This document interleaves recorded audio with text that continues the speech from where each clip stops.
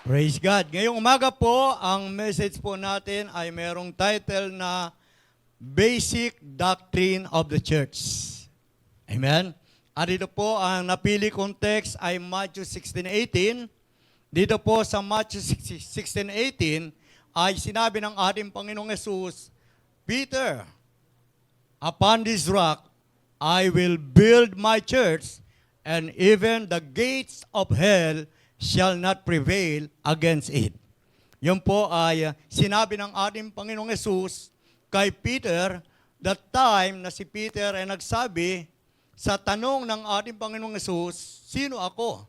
Kaya po, yung iba ang sabi, ikaw si propeta, ikaw si Jeremias, iba-iba pong sinasabi, but Peter answered, Jesus, thou art Christ, the Son of the living God.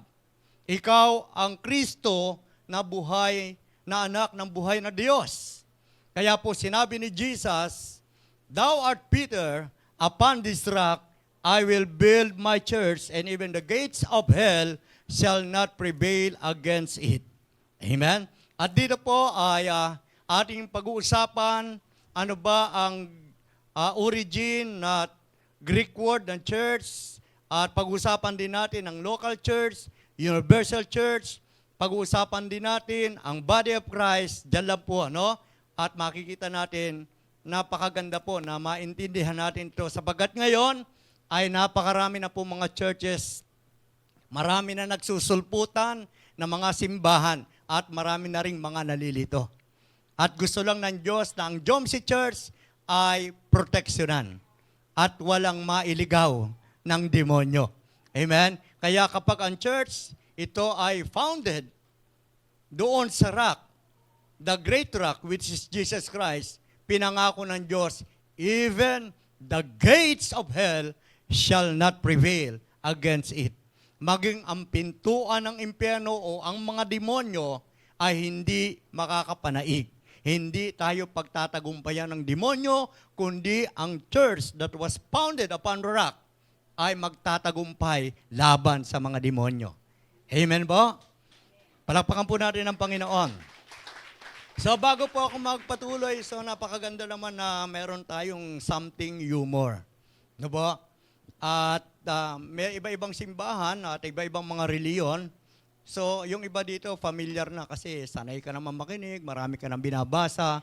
Ito naman ay for the benefit or for the sake ng mga hindi pa narinig ito. No po? At kung narinig mo na to, smile ka na lang, no? Amen?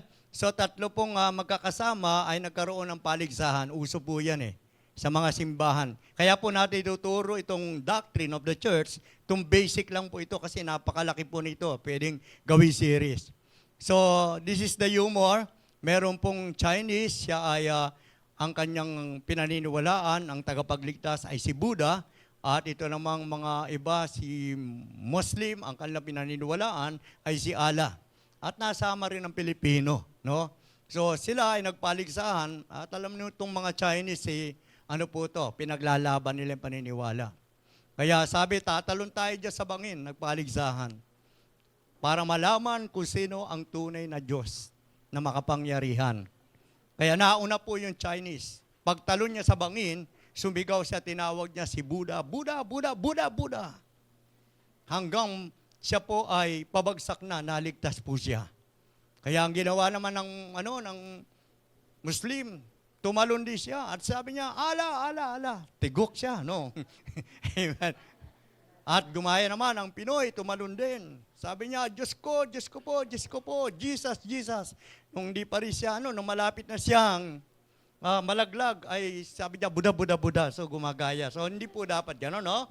Kaya meron tayong doctrine ng church para hindi ka natatangay ng mga katuruan lang, no? Kapag parang hindi umi-effect sa iyo yung pagiging born again, lilipat na lang ako dito. Sa dati kong reliyon, hindi po gano'n. Amen? Ikaw po ay itinatag ang church sa rock, which is Jesus Christ. Kaya ito po ay pinangakuan na ang demonyo ay hindi makakapanaig. Amen? The gates of hell shall not prevail. Okay. So, ecclesiology is the study of church in its nature. Kaya po tinawag siyang ecclesiology, meaning the doctrine of the church. Ecclesiology. Amen? Since the church is the divinely constituted body through which the gospel is preached and believers are nurtured. Kaya ikaw ay narito para ikaw ay lumakas, patatagin ka. Amen? Kaya po, ang church kung mahanapan tayo, wala pong perfect na church. Amen? Pero the Word of God says, for the perfecting of the saints. Amen. So, tuloy po tayo. The careful study and clear understanding of it are obviously important. And the best place to begin such a study is with definition. So, alamin natin ang kahulugan, original meaning ng church. Kasi yung iba, nasanay lang tayo, pupunta ako sa church. Saan ka galing, anak? Sa church. Saan ka pupunta, sweetheart? Sa church. Pastor, saan ka galing? Sa church. So, mas magiging malawak pa po ang ating pagkaunawa ngayon. Amen, tungkol sa church. So, number 1, church. Ano ba ang meaning nito? Church, its meaning. Ano ba ang kahulugan at may kabuluhan ba ang church? So, ang church ay tinawag po sa Greek word na kuriakon. Kuriakon. In post-apostolic times, the Greeks used the term kuriakon to designate the church building. So, ibig sabihin, building siya. Amen? Pag sinabing kuriakon, saan ka galing? Sa kuriakon, church building. Amen? And probably, it is the only words in the New Testament used to designate a building as a place of worship, a temple and synagogue or synagogue. Amen? Sinagoga. So, yun po ay tinawag din sa New Testament. Sinagoga, that time, do sa temple na yon ay may mga nangyari doon na kapangyarihan ni Jesus na ipinakita niya na sa kanyang kapangyarihan, ang mga demonyo ay walang laban. Lumalayas ang mga demonyo. Kaya ang church ay nagpapalayas ng demonyo. Hindi nagpapalayas ng miyembro. Amen?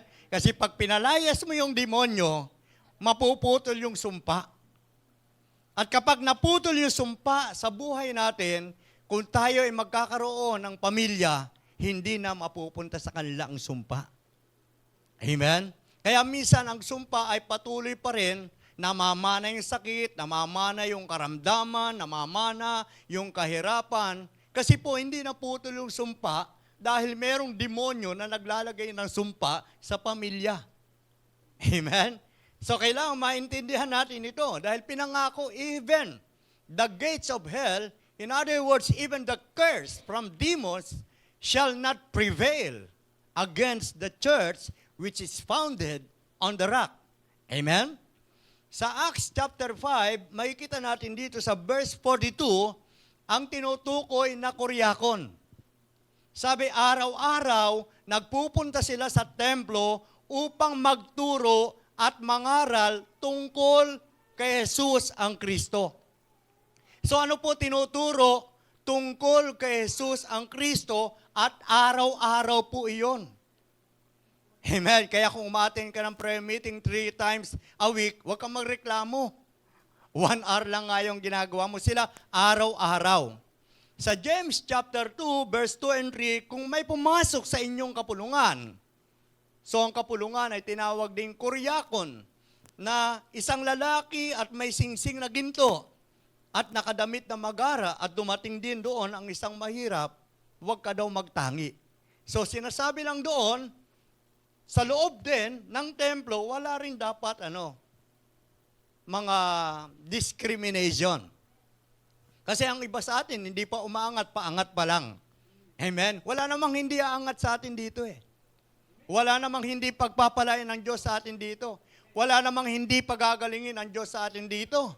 Wala namang hindi madi-deliverance sa atin dito.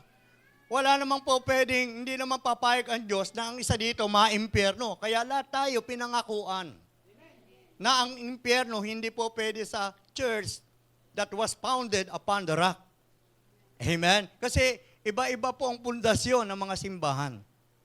Kaya po dito, kapag natutuhan natin ito, hindi mo pwedeng laitin yung kapwa mo, church, na parang tingin mo mas mahina ito, mas magaling kami. Wala tayong dapat ganung attitude.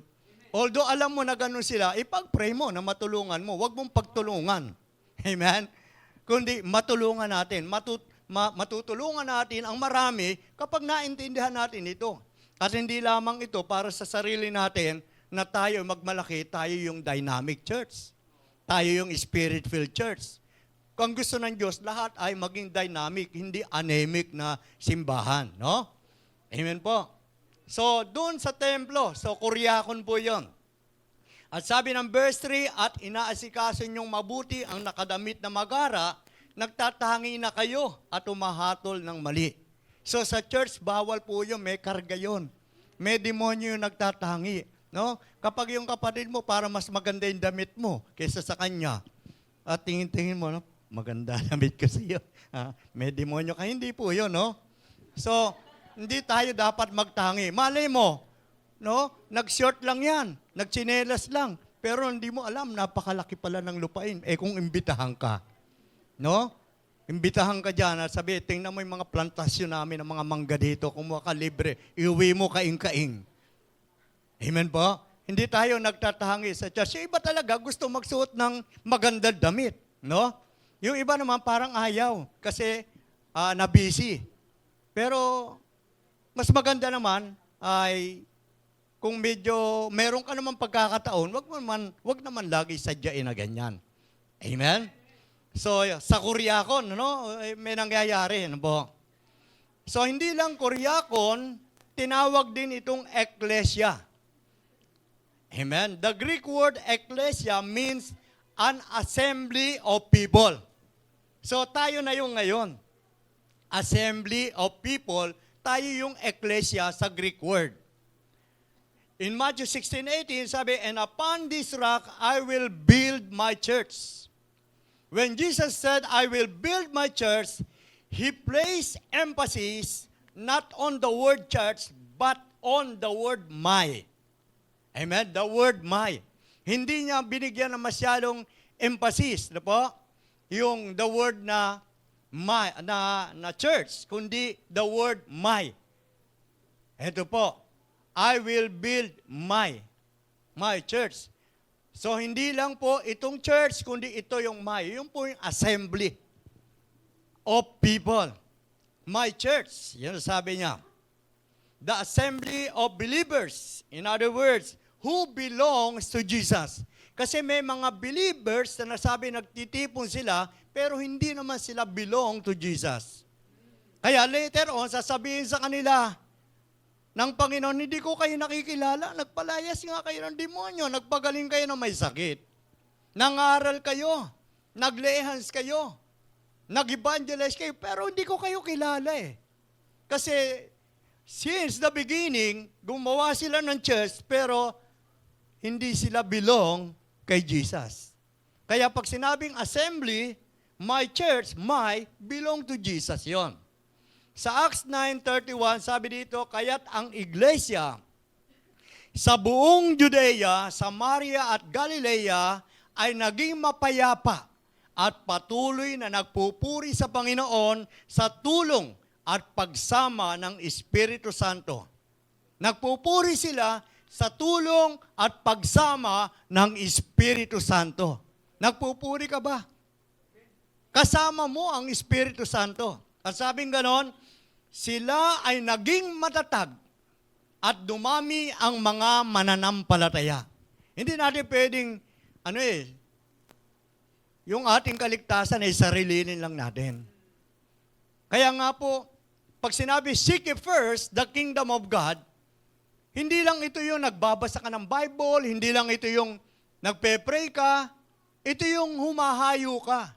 Kaya nga, meron nagsabi, ang measure ng church ay hindi sa dami ng mga taong umuupo paglinggo. Ang measure ay kung sino yung mga tao na umahayo para ipangaral ang gospel. Amen? Kasi hindi naman perfect ang church eh. Pero there is a word perfecting the church. For the perfecting of the church. Amen? So makikita natin, merong kuryakon at saka ekklesia. The Jewish use of the word church, ekklesia, usually translate the Hebrew word kwehal. Amen? Sa panahon noon, kwehal, which was the Old Testament word for the congregation of Israel in the wilderness. Kasi po, umalis sila sa Egypt at papunta silang promised land. Kaya tinawag silang kwehal. Amen? Sa panahon po ng Jewish tradition. Yan po yung mga una. No? Kaya kung sasabihin natin, malalaman natin ngayon, kung magtatanong tayo, ano pa yung talagang mga church? Amen? Naalala ko nga nung natuto na po itong asawa na lalaki, pag uwi niya ng bahay, ang ginawa niya, in-apply niya kagad yung natutuhan sa church, sa pinrich ng pastor. Kaya pagdating niya ng bahay, kinalong niya yung asawa niya.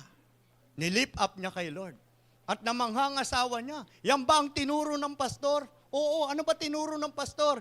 Na maging, romantic, mapagmahal. Hindi, ang tinuro ng pastor, sabing ganon, pasanin mo ang krus mo. Hallelujah. So next is, ang church ay sa New Testament. Ano naman ang ibig sabihin ng church sa New Testament? At ano-ano ba ang kahalagahan nito sa buhay natin? Pwede ba ito maging partner ng buhay mo, sa paglago mo, sa pag-asenso mo, sa pag-unlad mo, ang New Testament church? Pwede mo bang maging, gabay? Okay. So, sa New Testament church ay meron tinatawag first universal. Tinawag pong universal yan, ito ay body of Christ. Amen? The total universal church will be assembled at the marriage supper of the Lamb. Kaya tinawag siyang universal church, yung kabuuan niyan ay magsasama-sama sila, titipunin sila doon sa alapaap. Merong rapture of the church. Amen? So may iwan natin ang kuryakon at saka eklesia. Yung building. Amen? Pero yung eklesia, tinawag din congregation sa Old Testament. So may iwan yung building. Ang mararapture ay universal church. Sa Revelations 19 verse 7, magalak kayo at magsaya. Luwalhatiin natin siya sapagkat nalalapit na ang kasal ng kordero, nakahanda na ang kasintahang babae. Tayo po ay tinutukoy na bride of Christ. Si Christ ang groom. Ang kasalan natin, pag sinabi kasing kasal, forever ka na. Pero dito sa atin, yung forever, merong till death do us part. Pero sa ating kasalan sa Panginoon, walang till death do us part. Amen? Forever and ever and ever and ever. Kasi meron tayong everlasting life. Dito meron tayong temporal life. Amen? Doon meron tayong eternal life. So naintindihan natin yung ibig sabihin ng church. Yan po yung sinasabi ng New Testament. So magsasama-sama ang universal church sa buong mundo, kaya tinawag na universal, na irarapture. Ang problema, baka hindi napasama yung iba. Kailangan paghandaan mo rin yan. Kung ikaw ba ay pupunta ng abroad, hindi ka ba nagpe-prepare? Kailangan mo ng visa. Kung ikaw ay nandun ang family mo para i-migrate ka, kailangan mo ng mga papers, documents, preparation. Hindi man po pwedeng pumunta ka ng airport at sabihin mo, ako ay sasakay ng aeroplano. Pati ticket, hinahanda natin. Ganon din po sa ating rapture of the church. Nalalapit na ang kasal. Amen? Kasal natin sa Panginoon. Sabi po na Ephesians 5:27, ginawa niya ito upang ang iglesia ay maiharap niya sa kanyang sarili bilang isang maluwalhating iglesia. Radiant, kumikinang. Amen?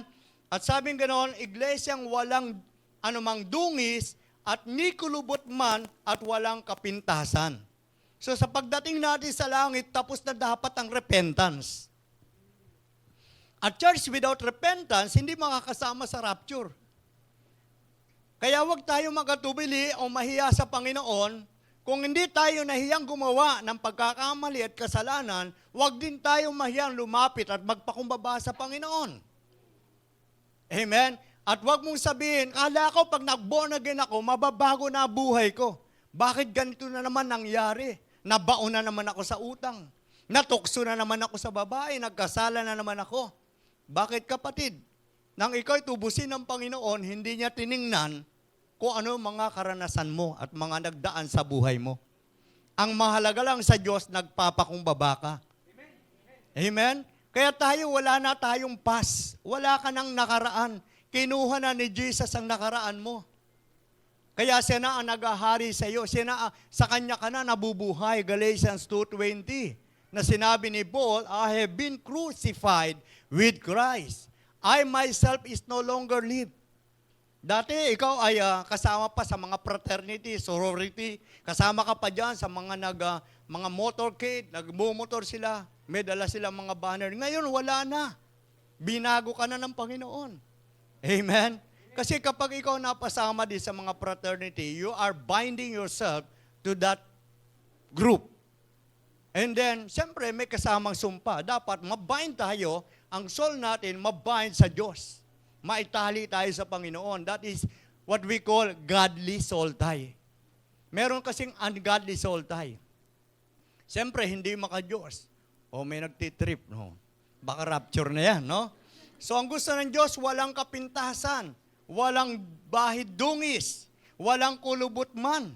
Amen? Na makikita sa church. Kaya huwag kang mahiya kung merong repentance kasi ang church na hindi nagtuturo ng repentance, paano ang paglilinis mo? Paano masasabing ikaw ay blameless at saka harmless?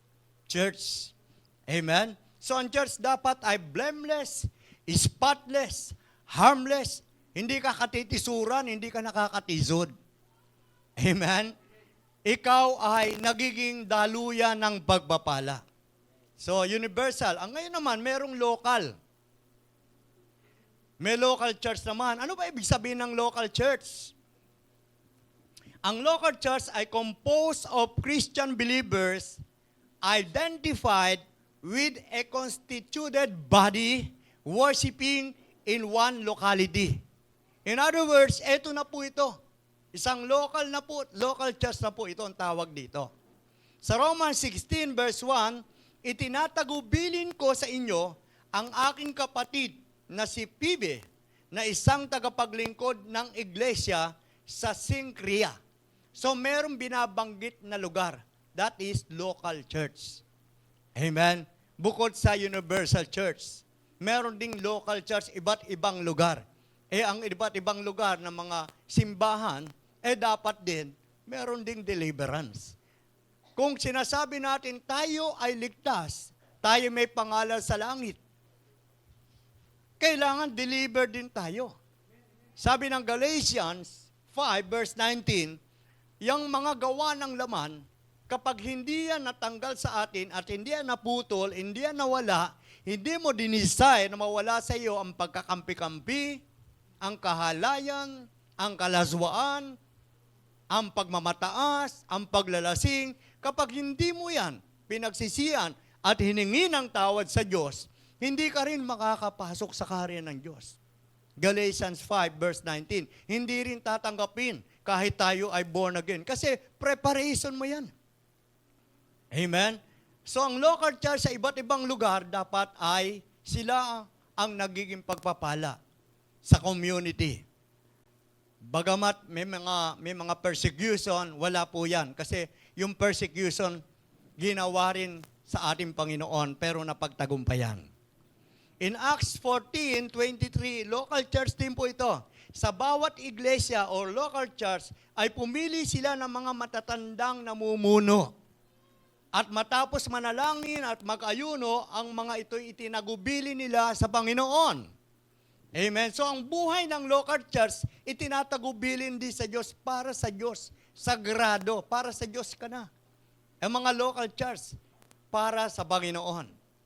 Amen. Christians cannot be properly believed in isolation, for they are not believers only. but also we call it brethren and members of the body. Hindi dapat, ano po? Cannot be properly believed in isolation. Huwag mong isolate yung sarili mo. Amen? Kasi local church ka eh. Huwag mo sabihin, ako, wala na akong pakialam kay kapatid. Basta ako, hindi ako gagawa ng masama. Gagawa ako ng mabuti. So, hindi po tayo ganun. Pag sinabing local church, ikaw ay brethren or members of the body. Hindi pwede sabihin ng katawan na hindi niya kailangan ng isa't isa. Amen? Hindi pwede magsalita si paa, hindi ko kailangan si kamay. Bahagi yan ng katawan. Hindi rin pwede sabihin ni taenga, hindi ko kailangan si mata. We need each other. Kaya tawag sa atin local church. Amen? Hindi pa pwedeng wala kang pakialam kay sister. Bagamat hindi ka man sa kanya, nakakatulong pagdating sa mga material, pero nakakatulong ka naman pagdating sa panalangin, hindi mo pa magawa. At sasabihin mo pa, ayoko siya ipag-pray kasi naiinis ako sa kanya. Natitisod ako sa kanya, di siya nagbabayad ng utang eh. Kahit na hindi siya nagbabayad ng utang, ipag-pray mo siya, members of the body, yan eh. Amen? Kapag pinapag-pray mo yan, pinapakita mo na ikaw ay members of the body. Amen po? So, local church, may malasakit sa bawat isa. Hindi naman tayo, ibig sabihin na wala ka nang maitutulong na material o hindi ka man nakakatanggap ng tulong na material sa iyong kapwa, ay wala ka nang pakialam. Ayoko nang pakialaman si brother, si sister. Hindi naman ako niyang pinapahiram ng pera. Wala naman natutulong sa akin. Kapatid, hindi ganun yun. Walang ganun. Kahit walang naitutulong sa iyo, responsibilidad mo pa rin na ipanalangin ang members of the body. Arugain mo pa rin. Pwede ba sabihin mo sa kamay mo, hindi kita kailangan? Ang kailangan ko lang ay kanan, ayoko ng kaliwa. Hindi ba pangit? Amen? Gusto ko isang paa lang. Kahit kuko mo nga, inaayos mo eh. Pinapahaba mo pa nga yung kuko mo eh. Lalagyan mo ng kulay. Amen? Inaayos mo yung katawan mo eh. Nagpapariban ka pa nga eh. Yung iba, rebanded, no? Amen? Pero utang is stranded, no? So tayo ay local church, amen? Members of the body, brethren, magkakapatiran. Iisa ang dugo na nasa atin na nananalaytay. Ang dugo ni Kristo ang tumubo sa atin pare-pareho, hindi dugo ng baboy. Hindi dugo ng hayop. Iisang dugo, banal na dugo ang tumubo sa atin. Kaya tayo, brethren. Amen? Yun ang totoo na isang dugo tayo. Kadugo mo rin yan, kapatid. Amen? Hallelujah. Kasi minsan hindi naintindihan eh. Malaki ang naitutulong ng iyong panalangin. And number 4, ang church ay tinawag ding house. Amen? Kahit sa panahon ngayon, pwedeng magkaroon ng house church sa pamamagitan ng mga Bible study o mga D-group. Amen? In the New Testament times, there were no, in the Testament time, Old Testament times, there were no church buildings. Believer, in the New Testament to, no, wala pa silang building. Maging sa Old, nahuli na po ang Solomon Temple. At sa New Testament, kung paano po sila nag-start ay wala pong church building. Wala pa silang binubuo. Kaya, believers met for worship wherever facilities were made available to them. Kung saan available yung mga facilities, ano po? Sabi, believers met for worship wherever facilities were made available to them. Kung saan bahay po pwede, doon po sila nagkakatipon. Sa 1 Corinthians 16:19, sabi, kinukumusta kayo nina Aquila at Priscilla at ng kapatid na nagkatipon sa kanilang bahay sa pangalan ng Panginoon. So nagkatipon sa bahay ng kapatid sa pangalan ng Panginoon, hindi sa pangalan ni Marites. Amen? Nagkatipon, kasi ngayon may nagkakatipon sa pangalan ni Marites. Ang mga born again noon nagkakatipon sa pangalan ng Panginoon. Ang pinag-uusapan nila ay hindi ang kapwa-tao, ang sikat sa kanila ay si Jesus. Sa panahon ngayon, ang sikat ngayon sa isang barangay, kung sino yung mayaman, kung sino yung magaling, amen, kung sino yung may mga magandang talent, yun ang pinag-uusapan. At minsan, sa mga bibig pa ng mga born again, mas sikat pa ang mga artista kaysa sa Panginoon. Pero tingnan mo sila, sa house church, nagkakatipon sila sa pangalan ng Panginoon. Amen? At pwede mo rin niyang gawin sa bahay ninyo. At pwede mo rin rebukein yung mga kasama mo sa bahay na hindi sila nagbe-pray bago kumain at hindi sila nagbe-pray bago matulog. Kasi kapag ginagawa mo yon, nagpe-pray kayo, nag-uusap kayo tungkol sa Panginoon, may house church. Amen? So, gawin mo yung kapatid. Magkatipon kayo sa bahay nyo sa pangalan ng Panginoon. Ang asawa mo hindi naman nagsisimba. May mga ganun tayong Hindi ko naman sinasabing lahat dito ay may mga hindi nagsisimba. Pero meron at meron din. Nakasama mo sa bahay, malay mo, anak mo yan. Hindi yan nagsisimba. Ikaw, maaga kang gumising pag linggo. Gising ka na ng alas 7. Sila tulog pa, mag-aalmusal alas 10, alas 11. Tapos pag sinabi, bakit ka nag-aalmusal ng tanghali na? Para tipid. No. Hindi, katwiran pa.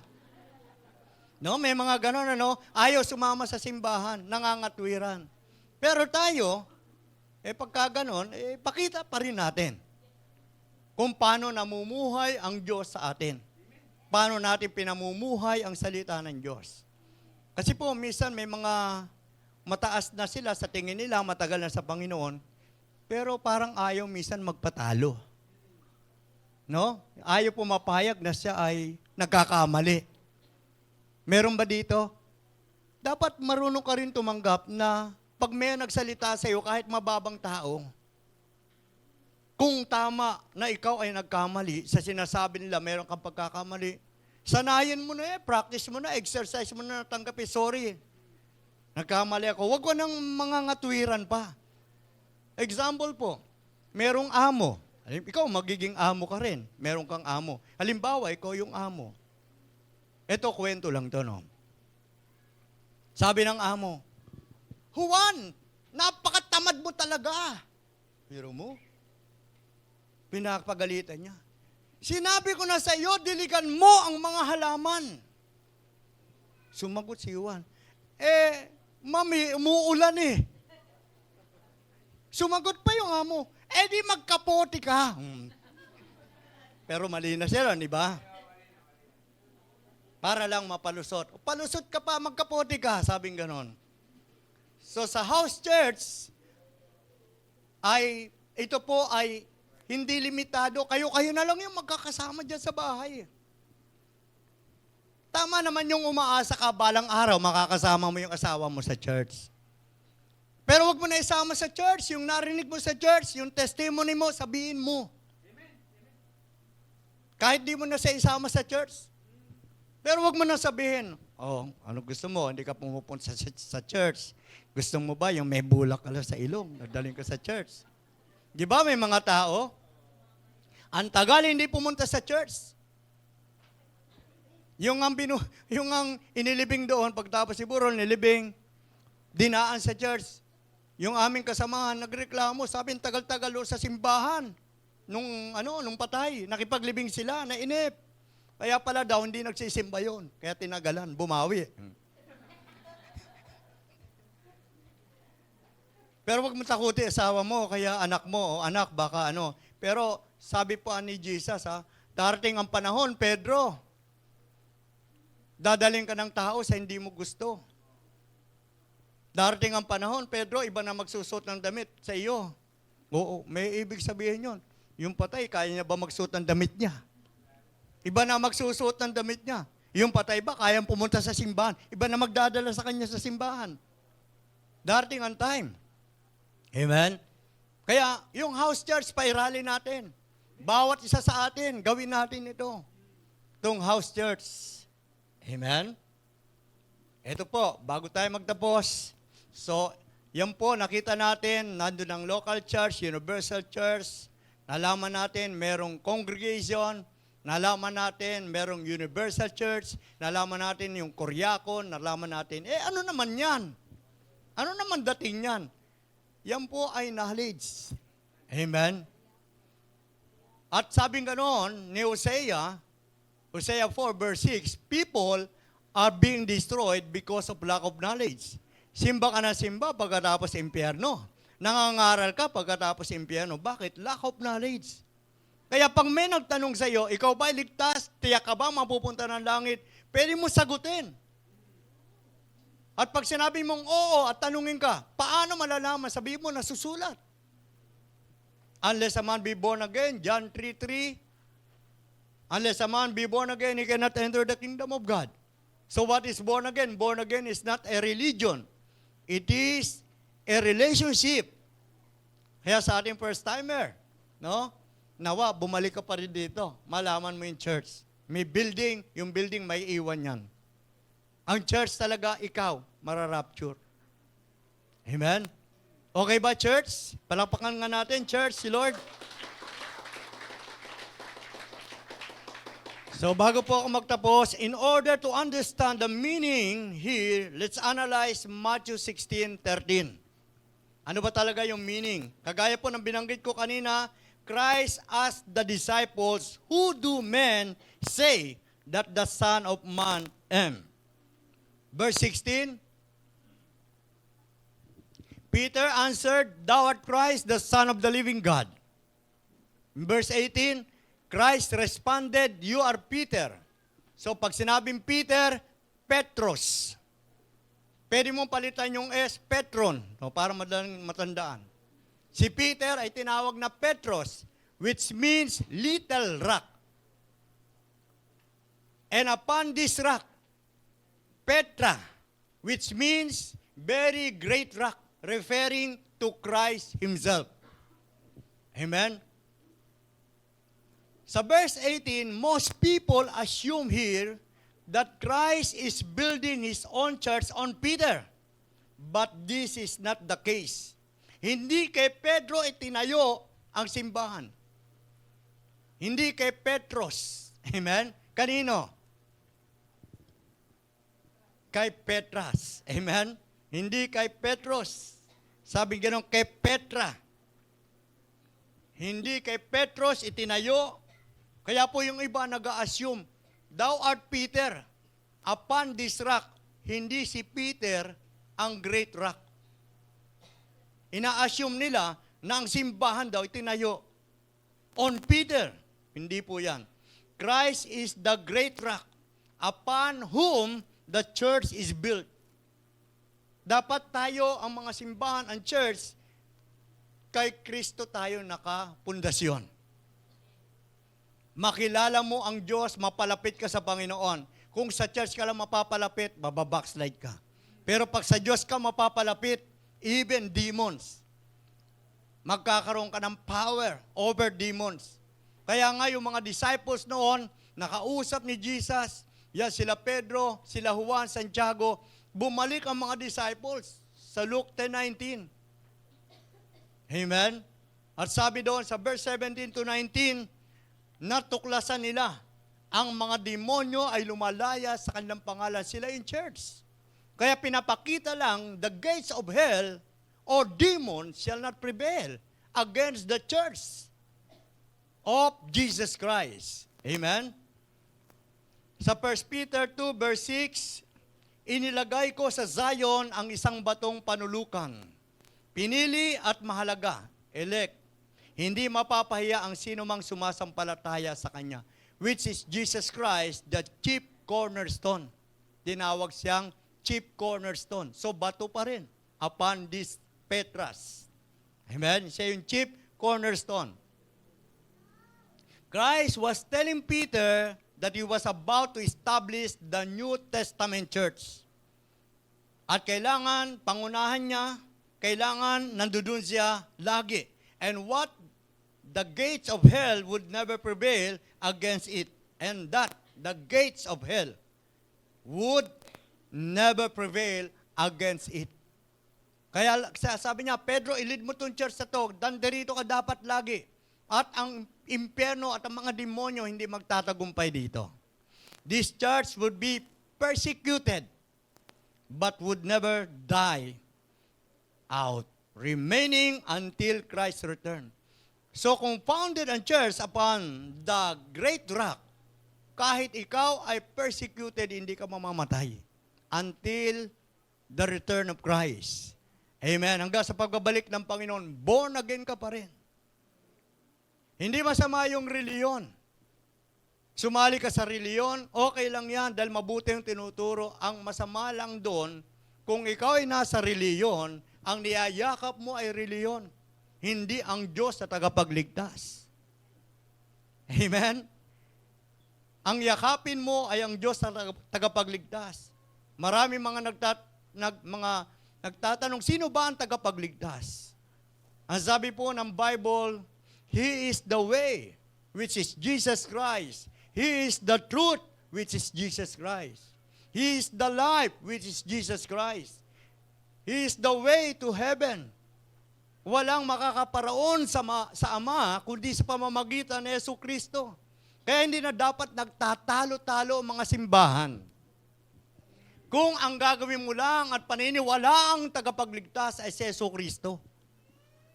Amen? O kung paniniwalaan mo lang na ang church that was founded not on Peter but on the great rock. Wala nang talo-talo, wala nang debate. Amen? Sa buong mundo, ang tagapagligtas si Yesu Kristo. Walang namatay sa krus at muling nabuhay, kundi si Yesu Kristo lang para sa humanity. Para sa kapatawaran ng ating kasalanan. Siya yung vicarious. Pag sinabing vicarious, siya yung ipinalit na dapat ikaw yan. Ikaw dapat yung paparusahan, pero inalis ka sa kanyang kamatayan para siya ay umupo doon sa parusa na dapat sa iyo. Amen? Kaya tawag doon vicarious. Kaya tinan mo, kahit sa basketball, kailangan ipasok mo yung magaling para manalo. Wala naman tatalo kay Yesu Kristo na substitute. Wala na ipapalit sa Kanya. Siya lang yung dapat ipasok para sa ating kaligtasan. Namana natin ang kasalanan. Namana natin ang sumpa sa ating mga ninuno. Yung sakit karamdaman, namana natin yung masamang ugali, yung pagiging mga demonyo, yung pagsusugal, yung pag maraming asawa, mga kalaswaan, namana natin kasama yan. At yan ay inalis. At ang inilagay ay si Yesu Kristo para hindi na po tayo ang magdusa. Vicarious. At nagkaroon ng atonement. Nilinis tayo, hinugasan tayo ng banal na dugo. At nagkaroon ng propitiation na dapat yung puot ng Diyos ay tatama sa tao. Sa buong mundo, nagkaroon ng propitiation. Ibig sabihin, napawi yung galit. Napawi yung puot. Napawi yung sumpa. Merong Kristo na namatay sa krus. Wala namang reliyon na napako. Amen? Wala namang tao na nagbigay ng buhay para sa kasalanan ng mga tao. May mga namatay na tao para sa bansa. Kaya meron tayo mga bayani. Pero sa bansa lang. Pero hindi nakapagliligtas. Hindi nakapagpapatawad ng kasalanan. Hindi nagiging dahilan para mapunta tayo sa langit at magkaroon ng pangalan sa langit. Kaya yung church na sinabi ganon, si Jesus po, my church. Ang sinasabi niya. Kaya nga po, ito tayo, sinasabi ni Jesus, tayo ang kanyang church. Amen? Christ was telling Peter that he was about to establish the New Testament church. Kailangan po yun. Ano po? Yung sinabi niya kay Peter, siya ang nag-establish ng New Testament church. Christ was telling Peter that he was about to establish the New Testament. O Pedro, magtatayo ako ng aking simbahan. Itatayo ko ang aking simbahan. Kaya nga mga church, ang nagtayo at ang may-ari si Christ. So tayo ay God's property. Tayo mga church. Amen? At dapat sa pagbabalik ng Panginoon, ready ang church. Kaya nga siya bumaba sa lupa upang tayo ay maging ganap na. Wala naman tayong ganap eh. Wala naman tayong nagagawa eh.